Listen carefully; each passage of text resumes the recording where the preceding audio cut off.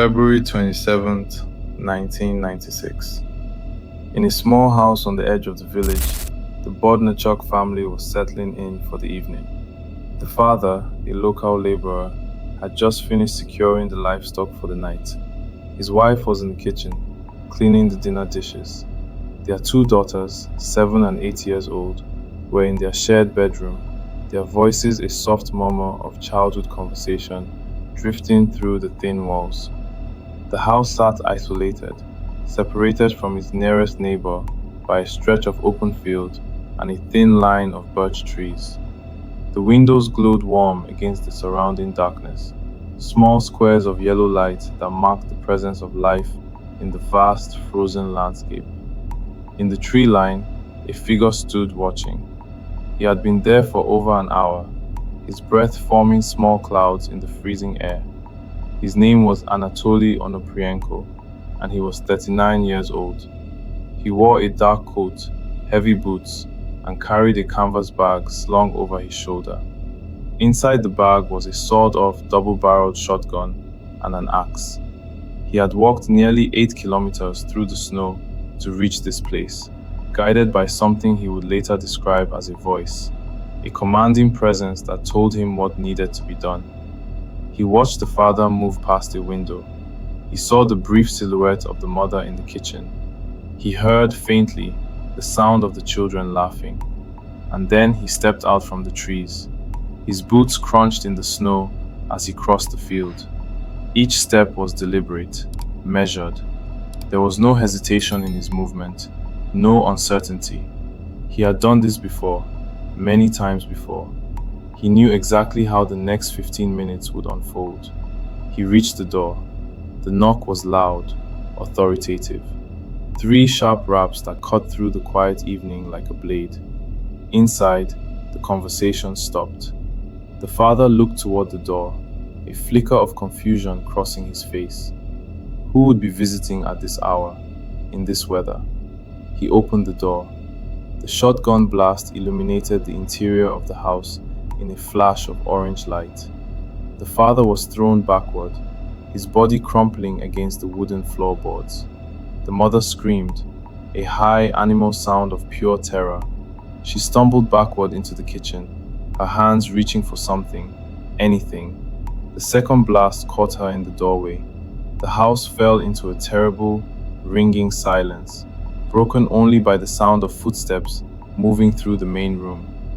Onoprienko's breathing was steady, controlled. He reloaded the shotgun with practiced efficiency, the shells clicking into place with a sound that seemed impossibly loud in the sudden quiet. Then he heard it, the soft, terrified crying coming from the bedroom. He set down the shotgun and pulled the axe from his bag. The door to the children's room opened slowly. What happened in the next moments would become part of a catalogue of horror that would eventually include 52 names. 52 lives were extinguished across Western Ukraine over the course of 6 years. 52 people who had the profound misfortune of crossing paths with a man who saw murder not as a crime, but as a mission. But before we understand the monster, we must understand the boy, because every beast has an origin.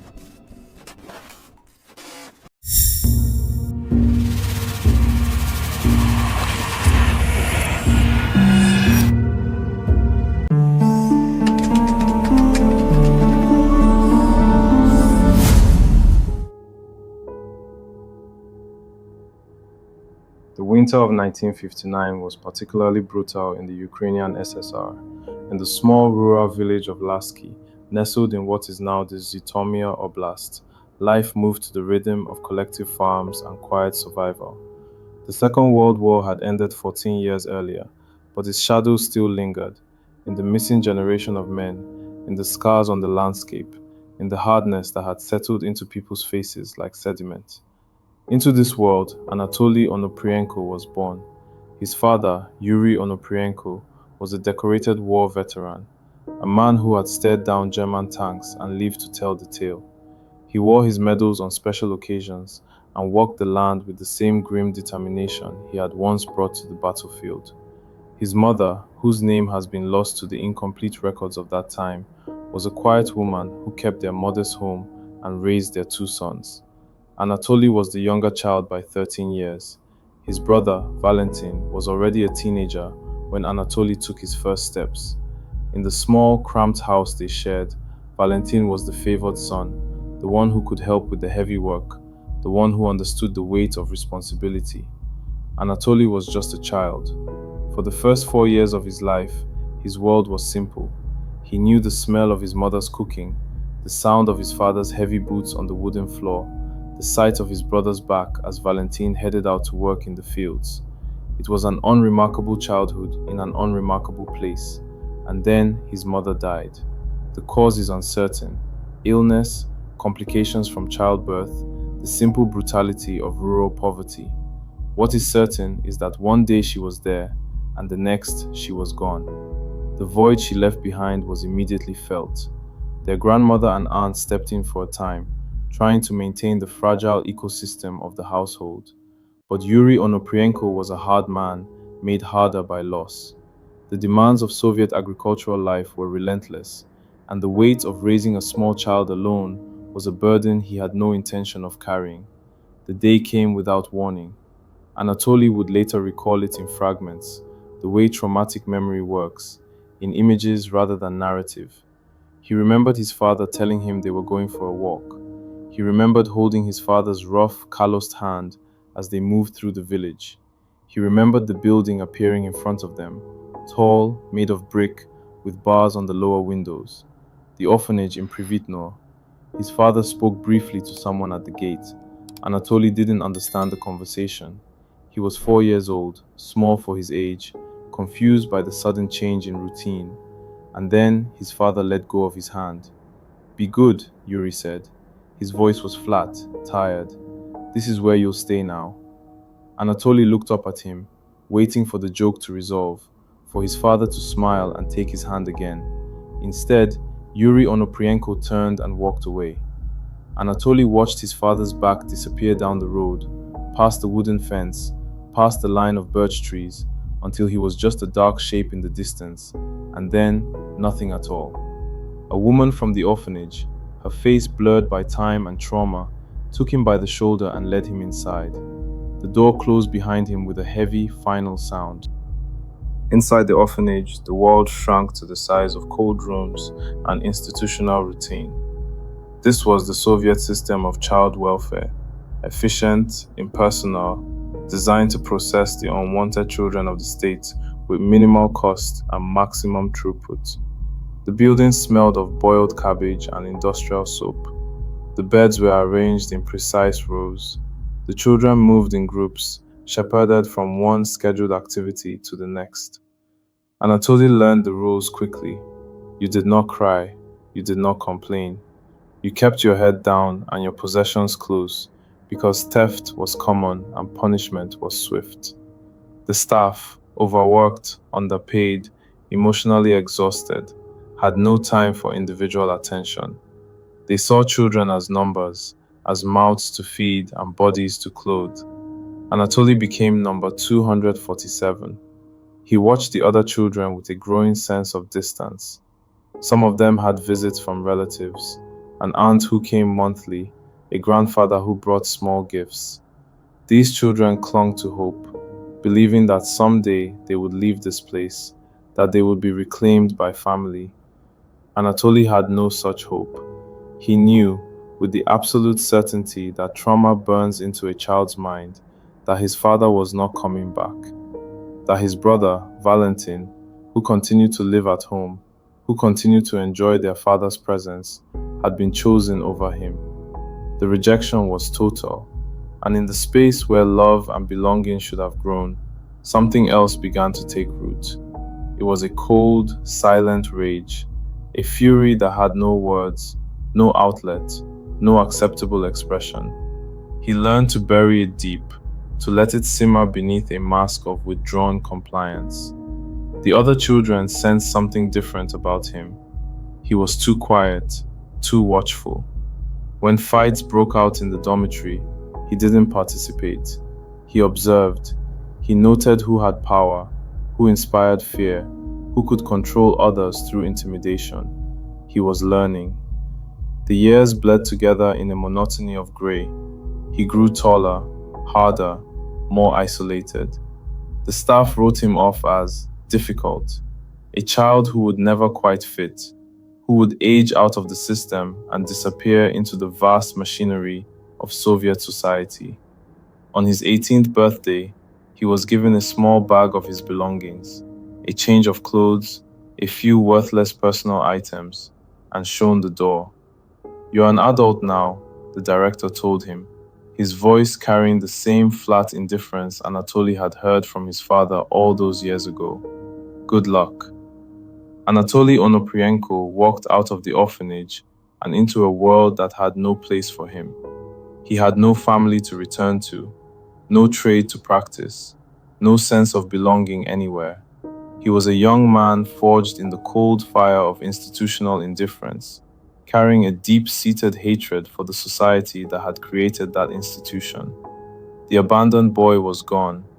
In his place was a hollow vessel, filled with a volatile compound of rage and isolation, waiting for direction.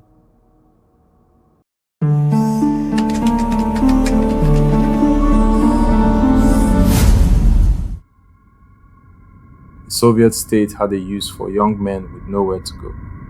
Military conscription was compulsory, and Anatoly Onoprienko, with no family connections to exploit and no prospects to protect, was prime material for the machine. He entered the army in the late 1970s, just another face in a sea of green uniforms and close-cropped heads. For most young men, military service was a rite of passage. Brutal, yes, but also bonding, a shared ordeal that created lifelong friendships. For Anatoly, it was just another institution. The army operated on a rigid hierarchy enforced through violence. Senior soldiers hazed the new recruits with a viciousness that was considered tradition. Dedovshchina, they called it, the rule of the grandfathers. New conscripts were beaten, humiliated, forced to perform degrading tasks. It was meant to break them down, to rebuild them as soldiers who would follow orders without question. For most, it worked. For Anatoly Onoprienko, it was simply confirmation. He watched the mechanics of power with the same cold observation he had brought to the orphanage. He saw how fear could be used to control people more effectively than any sense of duty or camaraderie. He saw that the strong dominated the weak, and that the system rewarded this domination with authority and respect. He didn't try to fit in. While other conscripts bonded over shared misery, forming tight-knit groups that would protect each other from the worst excesses of the hazing, Onoprienko remained apart. He spoke little. He followed orders with a mechanical efficiency that unnerved his superiors. There was something missing in his eyes, a spark of humanity that should have been there, but wasn't. And then the disciplinary reports began. Theft was the first recurring problem. He would take things from other soldiers, not valuable items, not things he needed, but personal possessions. A watch, a letter from home, a photograph. It was violation for its own sake, a way to assert dominance over the boundaries of others. When confronted, he showed no remorse. "It was there. I took it," he said during one disciplinary hearing, his voice flat. "What does it matter?" His commanding officer, a decorated veteran who had seen his share of troubled conscripts, stared at him across the desk. "It matters because you're stealing from your comrades," the officer said, his voice rising. "Because a soldier must be able to trust the man next to him. Do you understand that?" Onoprienko looked at him with those empty eyes. "No," he said simply. The officer would later tell colleagues that it was like talking to a wall. There was no getting through, no point of connection. The young conscript sitting in front of him was fundamentally disconnected from the collective spirit the Soviet army demanded. More reports followed: insubordination, unreliability, disturbing behavior during training exercises. One report, buried in military archives, described an incident during live fire training where Onoprienko had aimed his weapon at a fellow soldier as a joke. The soldier had reported feeling genuinely threatened, describing the look on Onoprienko's face as interested, like he wanted to see what would happen. The army's patience ran out. In 1982, Anatoly Onoprienko was discharged, deemed unfit for service, not honorably, not with the pension and benefits that came with completed service. He was simply cast out, labeled as defective material that the military machine could not process. It was another profound rejection. The orphanage had discarded him as a child. Now the army was discarding him as a man. He returned to civilian life with nothing. No network of comrades who might help him find work. No marketable skills beyond the basic weapons training the army had provided. No sense of purpose or belonging. But he had learned something valuable. He had learned the methodology of organized force. He had learned how to use firearms, how to move with tactical efficiency, how to approach a target with cold, calculated precision. The rage that had been simmering since childhood now had a skill set. He began to drift. With no home and no destination, Anatoly Onoprienko became a phantom on the back roads of western Ukraine. He moved through the landscape like smoke, present but intangible, seen but never truly noticed. He took odd jobs when he needed money, day labor on construction sites, brief stints in factories that never lasted more than a few weeks before he moved on. But mostly, he walked. The forest and country lanes became his domain, a map of isolation that mirrored his internal world. He traveled light, carrying little more than a canvas bag and the resentment that had become his constant companion. And he began to watch. From the cover of tree lines and the shadows of abandoned buildings, he developed a new habit. He would stand for hours, perfectly still, observing the routines of people in the isolated homesteads that dotted the countryside. He saw families gathering for meals, saw farmers returning from their fields, saw children playing in yards while their mothers hung laundry on clotheslines. He saw life, and it provoked something dark in him. At first, the observations were passive, just a drifter watching the world go by. But gradually, they began to curdle. The warmth glowing from those windows didn't bring him comfort. It provoked a deep, gnawing sense of injustice. Why did they deserve this? This safety, this comfort, this simple peace? His own life had been a series of cold rooms and locked doors. He had never known the security of a family dinner, the comfort of parents who cared, the simple peace of belonging. And these people, these strangers behind their warm windows, had it all. The very normalcy of their lives felt like a personal insult. The intrusive thoughts began. What would happen if he simply walked up to that door and kicked it in? What would their faces look like in the moment they realized their safe world was an illusion? The fantasies were not about robbery, not really. They were about power, about control, about shattering the peace that had been denied to him and making others feel the cold, helpless terror he had felt as a 4-year-old boy watching his father walk away. He began to build justifications. These people weren't innocent. They were complacent. They were part of the system that had created him and then discarded him like trash. Their happiness was built on a foundation of indifference to people like him, the abandoned, the unwanted, the invisible. In his mind, he was not a predator. He was an avenger. A voice began to form in his head, not a literal hallucination perhaps, but the crystallization of his internal monologue. It whispered to him as he watched from the shadows. It told him that the world was exactly as he believed it to be, a place where power was the only reality, where the strong dominated the weak, where safety was a lie that could be shattered in an instant. The voice gave him permission. It urged him to act.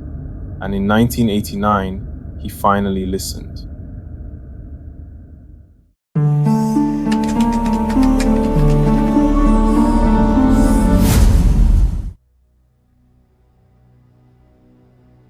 The target was a lone forester's cabin tucked deep in the woods near Lviv. It was January 1989, and the winter air was sharp enough to make every sound seem closer, more immediate. The cabin was perfect, isolated, a single point of light in a vast darkness. For days, Onoprienko watched from the tree line. He saw the man, a forester named Ivan, go about his solitary routine, saw the smoke from the chimney, the lamp lit at dusk. This wasn't just a house, it was a life, a self-contained world, and Onoprienko was about to shatter it. His approach was meticulous. He waited for full darkness, for the time when the forest was at its most silent. He moved carefully through the snow, his footsteps the only sound. He stood outside the door for a moment, listening. He could hear the faint crackle of a fire inside. This was the point of no return. He didn't knock. He forced the door open. The forester looked up, startled from his evening rest, his face registering confusion and then sudden animal fear. The sawed-off shotgun roared. The violence was immediate and brutal. It wasn't a clean, professional execution. It was a frenzy, a raw explosion of the rage that had been building for decades. The small cabin became a charnel house in a matter of moments. And then, silence. Onoprienko stood in the aftermath. The calm that settled over him was perhaps the most chilling part. There was no immediate remorse, no panic, no hysterical flight. He moved through the cabin with a strange, detached efficiency, taking a few items not out of need, but as trophies. The act of killing had not been a release of tension. It had been a confirmation. The voice in his head had been right. Power was absolute, and he now held it. He walked back out into the cold night, leaving the warmth of the cabin to cool around the horror he had created. The beast was born.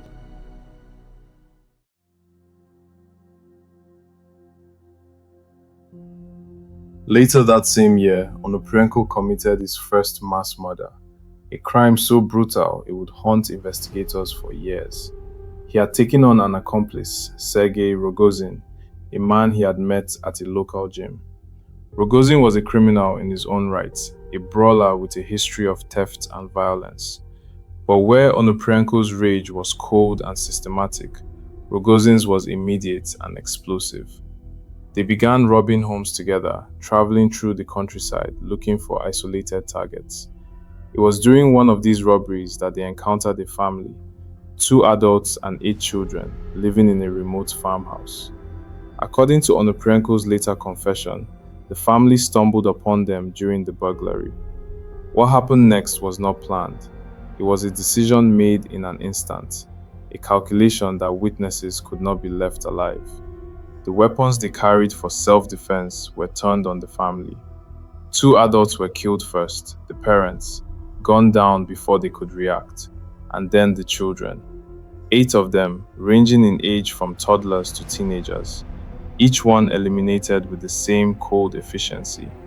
Onoprienko would later describe it as unintentional, a claim that defied belief given the systematic nature of the slaughter. The house was left silent, 10 lives extinguished in a matter of minutes. Onoprienko claimed he cut off all contact with Rogozin after this incident, disturbed by his accomplice's methods. But the truth was likely more simple. He didn't need a partner. The partnership had introduced an element of chaos, of unpredictability. He worked better alone.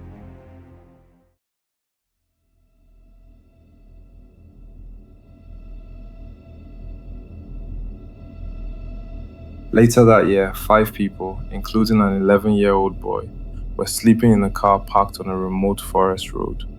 They were travelers, perhaps a family on a journey, seeking shelter for the night in their vehicle. Onoprienko approached in the darkness. According to his confession, he only intended to burglarize the car. But when he looked inside and saw the sleeping figures, something shifted. Witnesses couldn't be left alive. He shot them as they slept, the gunfire shattering the quiet of the forest. Then, to cover the evidence, he set the car on fire. The bodies were discovered days later, charred and unrecognizable. The 11-year-old boy was identified by dental records. His name has been lost to the incomplete documentation of that era, but he was someone's son, someone's brother. Onoprienko moved on. The killing had become routine.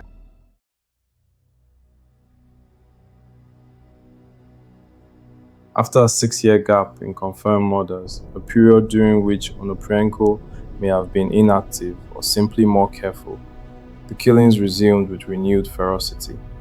On Christmas Eve 1995, in the village of Galmania in central Ukraine, the Zaichenko family of 4 was preparing for the holiday.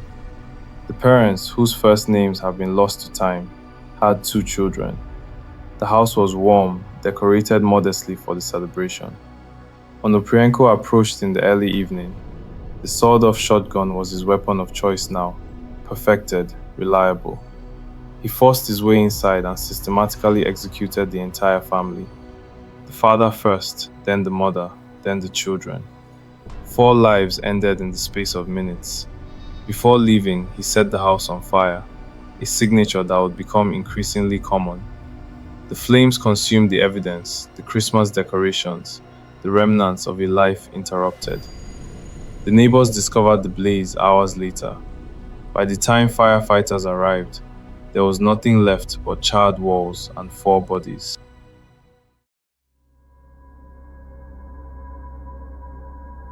January 1996 would become known as one of the darkest periods in Ukrainian criminal history. Onoprienko went on a rampage, killing with a frequency and brutality that overwhelmed local law enforcement. January 2nd, 1996. A family of 4 was shot and killed in their home. Their names were not released publicly, but they were a young couple with 2 children.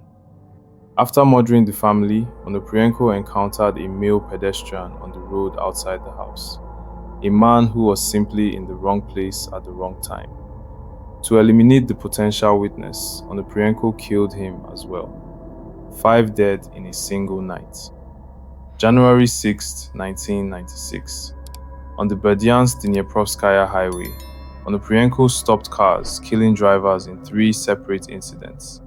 The victims were Kasai, a Navy ensign, likely traveling for duty; Savitsky, a taxi driver making his living on the road; Kochegina, a Kolkos cook returning home from work; an unidentified 4th victim. 4 people shot dead on a highway in a single evening. The attacks were opportunistic, brutal, and seemingly random. January 17, 1996. The Pilat family of 5 was murdered in their home in the dead of night. The parents and 3 children were shot, then the house was set ablaze. But Onoprienko wasn't finished. A 27-year-old railroad worker named Konzela was walking nearby, perhaps drawn by the sound of gunfire or the glow of flames. Onoprienko killed him. A 56-year-old pedestrian named Zakako was in the area. He was killed as well. 7 dead in a single attack. January 30th, 1996. In the Fastovo region of Kievskaya Oblast, a woman named Marusina lived with her 2 sons. They had a visitor that night, a 32-year-old man named Zagranichny. Onoprienko broke in and killed all 4 of them. The bodies were discovered the next morning by a neighbor who had come to borrow milk.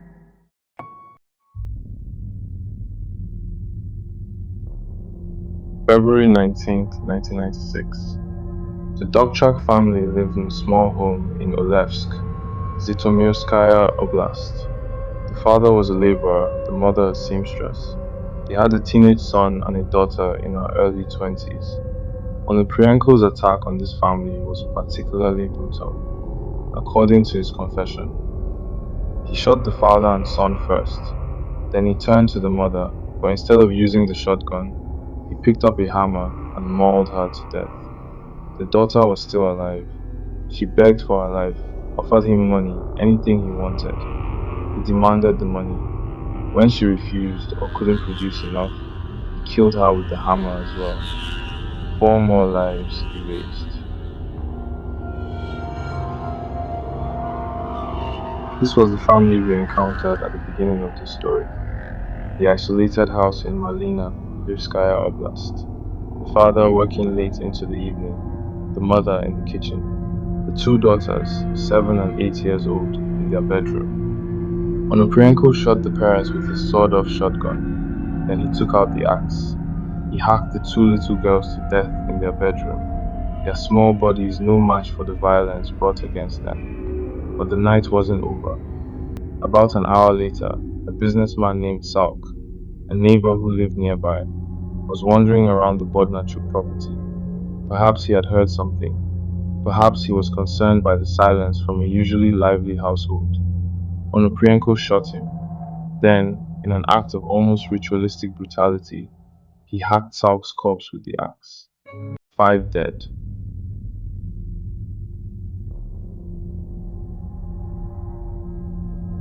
The Novosad family of 4 lived in a small community in western Ukraine. The parents worked hard to provide for their 2 children. They were an ordinary family living an ordinary life until the night Anatoly Onoprienko decided they would be his final victims.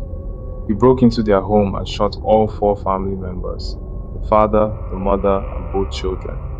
Then he set the house on fire, watching as the flames consumed the building and any evidence he might have left behind.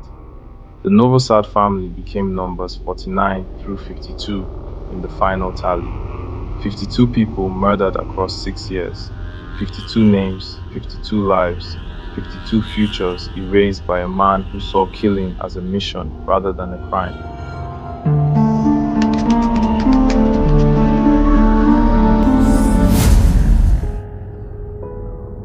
Every system has a flaw, and for Anatoly Onoprienko, the flaw came in the form of a man who refused to die.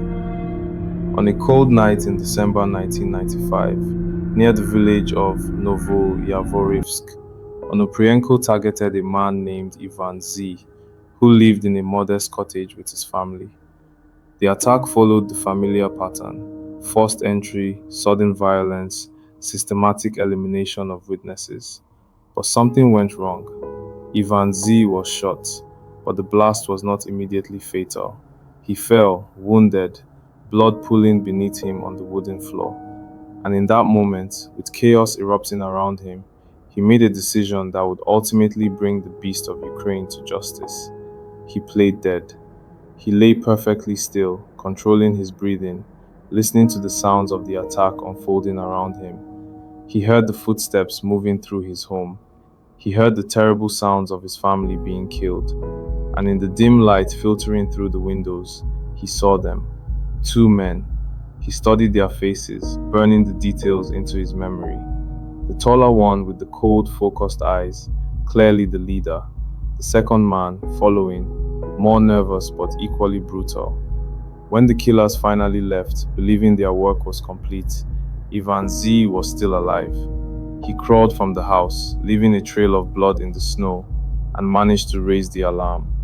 He was rushed to a hospital where doctors worked frantically to save his life. And from his hospital bed, barely clinging to consciousness, he gave the police something they hadn't had in 6 years of investigation: a description. A police sketch artist sat with Ivan Z for hours, carefully translating his memories into lines on paper. The composite sketch that emerged was crude by modern standards, but it was a start. It showed a man with a strong jaw, a grim set to his mouth, and eyes that held no warmth. For the first time, the ghost had a face. The sketch was circulated to every militia station across western Ukraine. Officers who had been working in the dark for years suddenly had something concrete to look for. And then, in a moment that must have felt like a punch to the gut, a police officer in the Zhytomyr region recognized the face. He had seen it before. In 1990, they had arrested a man for petty theft, a drifter, arrogant and uncooperative, but seemingly unremarkable. They had questioned him, processed him for the minor offense, and then let him go. The officer dug through the files with shaking hands. There it was, Anatoly Onoprienko, the same man, the same cold eyes. They had held the beast of Ukraine in their custody and released him back into the world. The realization was sickening, but there was no time for self-recrimination. The hunt was on. investigators began tracking Onoprienko's movements through a network of relatives and acquaintances. Despite his drifter lifestyle, he maintained tenuous connections to a few family members.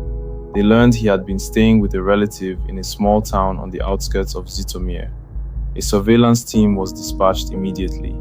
They set up a stakeout around the apartment building, watching from unmarked cars, noting every person who entered and exited. The tension was unbearable. Every minute Onoprienko remained free was a minute he could kill again. The officers knew they were dealing with a man of extreme violence, a killer who had shown no hesitation and no mercy across 6 years and 52 victims. The fear was palpable. What if he spotted the surveillance? What if he ran? What if he decided to go out in a blaze of violence? But they waited.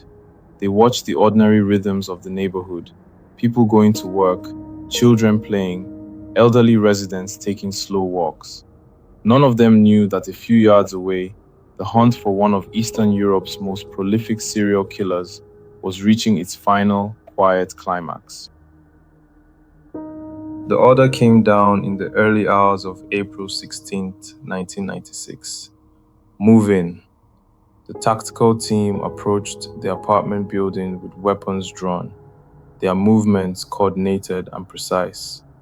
They had rehearsed this moment dozens of times in their minds, preparing for every possible scenario. They didn't knock. They entered quickly, breaching the door with practiced efficiency. Inside the small apartment, they found Anatoly Onoprienko. He was not in the middle of planning another attack. He was not cleaning weapons or studying maps. He was simply sitting, perhaps reading, perhaps lost in thought. He looked up as the officers poured into the room, their weapons trained on him. There was no resistance. He didn't fight. He didn't try to flee. He didn't reach for a weapon. He simply looked at them, and on his face was an expression that unnerved the officers more than any show of violence could have. A calm, almost relieved expression. It was the look of a man who had been waiting for this moment. Anatoly Onoprienko, the lead officer said, his voice steady despite the adrenaline coursing through his body. "You're under arrest." Onoprienko stood slowly, holding his hands out to be cuffed. "I know," he said quietly. In the interrogation room, Onoprienko's initial denials were perfunctory, almost mechanical. He was Anatoly Onoprienko, yes. He had done nothing wrong, of course. But the denial lacked conviction. It was a script he felt obliged to read, but his heart wasn't in it. The police had the composite sketch. They had the connection to his 1990 arrest. They had a living witness. The net was closed. And then, something shifted. The arrogance that had defined him for so long returned, but this time it was fused with a chilling pride. He began to talk. Slowly at first, then in a torrent. He confessed to the Forrester's murder in 1989, to the family of 10, to the 5 people in the car, to the Zaichenko family, to the Pilat family, to the Dubchak family, to the Bodnachuk family, to the Novosad family. He remembered names. He recalled dates. He described the interiors of homes with precise detail, the color of curtains, the layout of rooms, the sequence of events. It was as if he was unloading a ledger, finally getting to share the meticulous records he had kept in his mind. The investigators sat in stunned silence as the scope of his crimes became clear. 52 people, 52 murders spanning 6 years. The man sitting calmly across from them was not just a suspect. He was a historical monster, a walking archive of death. When asked why he did it, Onoprienko's answer was chilling in its simplicity. "I was commanded by a voice from above," he said, his tone matter of fact. "I was cleansing the world. These families, they represented everything wrong with society. Their happiness was built on the suffering of people like me." The investigators pressed him on this voice. What did it tell you? To kill them all, Onoprienko replied without hesitation. To leave no witnesses, to complete the mission. He spoke of the murders not as crimes but as a calling, a destiny that had been set in motion the day his father abandoned him at the orphanage gate. 70% of children raised in orphanages end up in prison, he said, echoing a stat he had clearly internalized. It was predetermined. This was always going to be my path. The arrest and subsequent confession of Anatoly Onoprienko sent shockwaves through Ukrainian society. For years, rumors had circulated about a serial killer targeting isolated families in the countryside. But the scale of the horror, 52 confirmed victims, was almost incomprehensible. Rural communities that had lived in fear for years finally had a name and a face to attach to their nightmares. But the relief was tempered by a profound sense of violation. The beast had moved among them like a shadow, watching from tree lines, selecting victims with cold precision. Families who had survived by sheer luck, whose isolated homes had simply not caught Onoprienko's attention, grappled with survivor's guilt. Why them and not us became a common refrain in the villages. The investigation revealed systematic failures in law enforcement. The lack of communication between regional militia departments had allowed Onoprienko to operate with near impunity. Each murder was initially treated as an isolated incident, preventing investigators from seeing the larger pattern. The 1990 arrest, where he had been in custody for petty theft and then released, became a source of particular anguish. Officers who had questioned him that day would carry the weight of that failure for the rest of their lives. Changes were implemented in the wake of the case. A more centralized approach to violent crime investigation was established. Communication protocols between regional departments were formalized. The concept of a serial killer, relatively new to post-Soviet law enforcement, was taken seriously in training programs.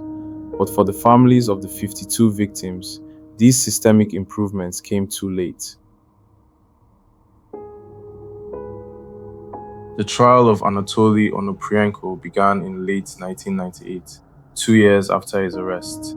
It was held in a courtroom in Zhytomyr, and from the moment the proceedings began, it was clear this would be less a legal process and more a national exorcism.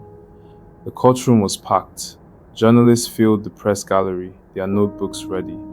But most striking was the presence of the victims' families, dozens of them crowding into every available seat, standing against the walls when the seats were full. They had come to see the man who had destroyed their worlds. Onoprienko was brought in wearing prison garb, flanked by armed guards. But what captured everyone's attention was the steel cage in the center of the courtroom, a cage where he would sit throughout the trial, separated from the crowd by thick metal bars. It was a dramatic visual, and Onoprienko seemed to relish it. As he took his seat inside the cage, he looked out at the assembled crowd with an expression that was almost theatrical. He sat with perfect posture, his hands folded in his lap, his face calm. The family stared at him with a mixture of grief, rage, and incomprehension.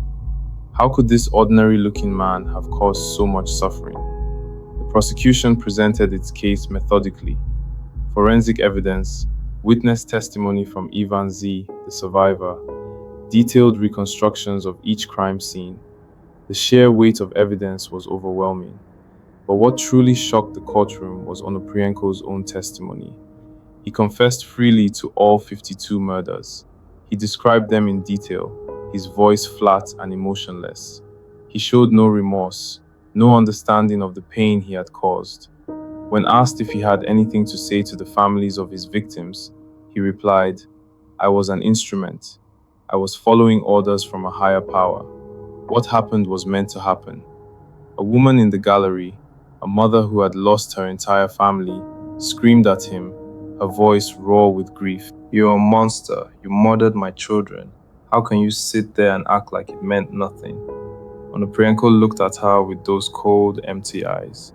"It was predetermined," he said simply. The impact on the courtroom was electric. Several family members had to be escorted out, overcome with emotion. The judge called for order multiple times as the proceedings threatened to descend into chaos. The psychiatric evaluation of Onoprienko became one of the most contentious aspects of the trial. Was he sane? Could a man who claimed to hear voices commanding him to kill be held fully responsible for his actions? Multiple psychiatrists examined him. Their conclusions were divided. Some saw a cunning manipulator, a man who was using the claim of voices to avoid taking full responsibility for his actions. They pointed to the meticulous planning of his crimes, the systematic methodology, the ability to evade capture for 6 years. This was not the behavior of a psychotic individual, they argued. This was a calculated predator who understood exactly what he was doing. Others saw genuine psychopathology. They diagnosed him with severe personality disorders, potentially including elements of schizophrenia. The voice he described, they argued, might be a genuine auditory hallucination or the externalization of a fractured psyche. The debate over his sanity was more than academic. It had legal implications. If he was found to be genuinely psychotic, it could impact his sentencing. But the prosecution argued forcefully that regardless of the state of his mind, Onoprienko had demonstrated clear understanding of right and wrong. He had taken steps to avoid capture. He had destroyed evidence. He had specifically targeted isolated homes to minimize the chance of witnesses. These were not the actions of someone divorced from reality. These were the actions of a predator who knew exactly what he was doing and chose to do it anyway. The sentencing came after weeks of testimony. The judge read the verdict in a voice heavy with the weight of history. Anatoly Onoprienko, this court finds you guilty of 52 counts of murder. You have shown no remorse, no understanding of the profound suffering you have caused. The evidence demonstrates that you are a danger to society and that you acted with full knowledge of the consequences of your actions. This court sentences you to death. The courtroom erupted. Some family members wept with relief. Others shouted their approval. A few simply sat in stunned silence, unable to process that this chapter was finally closing. But the death sentence would never be carried out. Ukraine was in the process of joining the Council of Europe, and one of the requirements for membership was the abolition of the death penalty. In 2000, Onoprienko's sentence was commuted to life imprisonment without the possibility of parole. For many of the victims' families, this felt like a betrayal, a final injustice in a long series of injustices. He took 52 lives, one family member told reporters outside the courthouse, and he gets to keep his. Anatoly Onoprienko died in his prison cell on August 27, 2013. He was 54 years old. The official cause of death was heart failure. There was no dramatic end, no final confession, no moment of clarity or remorse. The beast simply ceased to be. His death was reported briefly in Ukrainian news outlets, a small footnote to a story that had once dominated headlines. For most of the country, he was a fading memory, a nightmare from a different era. But in the villages he had terrorized, the memory remained vivid. In Malina, where the Bodnarchuk family had been slaughtered, the house where they died still stands, though it has been renovated and sold multiple times. Local residents say there is a heaviness to the place, a silence that seems to absorb sound. In Olevsk, where the Dubchak family was murdered, a small memorial was eventually erected, a simple stone marker with the names of the victims carved into its surface. It sits at the edge of the village, a quiet reminder of what was lost. In Brukovichi and Fastova and all the other small communities that suffered under Onoprienko's reign of terror, the landscape itself seems to remember. The quiet lanes, the isolated farmhouses, the tree lines where he once stood watching. This is the geography of sorrow he left behind. For the families, there has been no closure. How do you move forward when your entire family has been erased? How do you rebuild a life when the foundation has been so completely destroyed? Many of the survivors, those who lost siblings, parents, children, struggled with profound trauma. Some left the villages entirely, unable to remain in places that held such terrible memories. Others stayed, determined not to be driven away by the shadow of a dead man. But all of them carried the weight. One survivor, a woman who lost her sister and two nieces in the January 1996 attacks, described it this way in a later interview. People ask me if I've found peace. How can there be peace? Every holiday, I set places at the table for people who aren't there. Every birthday that passes is another year they didn't get to live. He took everything, and he gave us nothing, not even a reason we can understand. The debate about what created Anatoly Onoprienko continues. Was he a product of his environment, a boy broken by abandonment and institutional cruelty, who grew into a monster because the system failed him at every turn? Or was he simply born wrong, a genetic anomaly, a void where a conscience should have been, someone who would have become a killer regardless of his circumstances? The truth is probably somewhere in the uncomfortable middle. Yes, his abandonment was traumatic.